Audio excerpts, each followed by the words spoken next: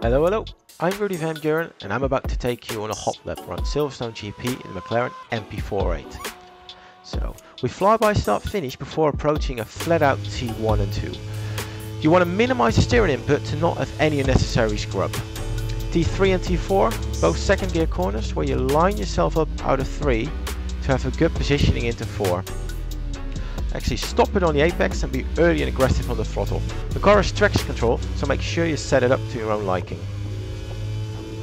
So that marks the end of sector 1 before we approach T7, where you tend to go in a little bit wide and hit the apex about 3/4 in before lining yourself up for T8, where it's very difficult to go on throttle. But whatever you do, make sure you use all the track to your availability on the exit.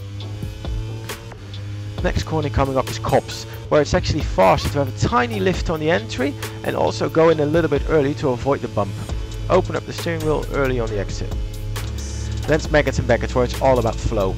First left is flat, then a tiny lift to the right, first downshift to the left, another downshift to the right, and be early and aggressive on the throttle to get every little speed you can. Everything you gain there is time gain down the straight. Next corner coming up, you've got different points where you can turn in, but I tend to go in a little bit early. In early, aggressive on the throttle to rotate the car and straighten the car up to approach the last corner. Hard braking, line yourself up out of the left for having a good run to the right.